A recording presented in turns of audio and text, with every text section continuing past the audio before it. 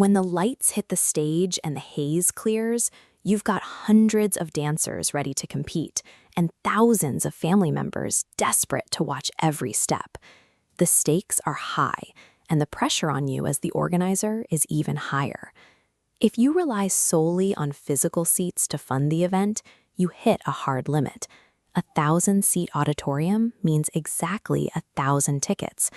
No matter how incredible the performances are, your revenue is strictly capped by the fire codes of the building. This diagram compares that fixed physical space against the digital alternative. On the left, a rigid box capped at venue capacity. On the right, expanding nodes representing limitless virtual tickets. By applying a pay-per-view model, your revenue scales directly with audience interest. You're suddenly selling access to out-of-state grandparents and working parents who couldn't make the trip in person. But a paying audience has entirely different expectations than a free one. When families pay $20 for a ticket, setting up a smartphone on a tripod in the back row fails the test. Poor audio or shaky footage will trigger immediate demands for refunds. If the video buffers or the single camera angle misses the choreography, the perceived value drops to zero. Technical execution is the foundation of your online monetization. If the physical inputs fail, the business model collapses.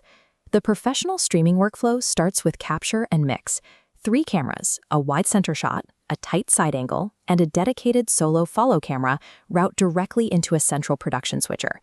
This guarantees you catch full stage formations while keeping the details sharp. The trade-off for this coverage is physical and financial.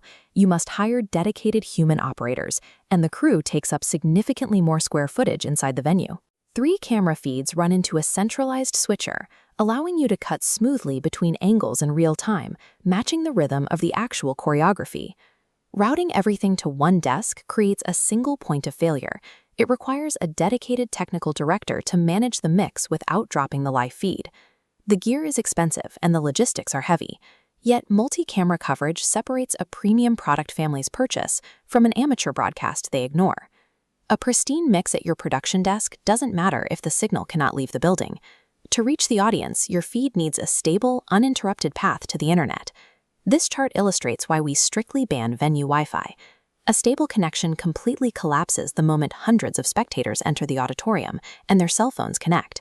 That sudden network congestion causes immediate packet loss, leaving viewers at home with a freezing, buffering screen. To protect your broadcast from local network drops, use a platform with adaptive bitrate, or ABR, streaming. Provided you have a stable, hardwired internet connection out of the venue, ABR automatically adjusts video quality, delivering smooth, lower-resolution mobile feeds and flawless high-definition to home fiber. The catch is securing that hardwired line. It requires negotiating with the venue's IT department in advance and paying a premium for a dedicated Ethernet drop. Pay that premium. A dedicated 10 to 20 megabit upload speed is the only way to protect the real-time integrity of a live, judged event. Once technical capture and delivery are secure, you connect that feed to an integrated monetization platform.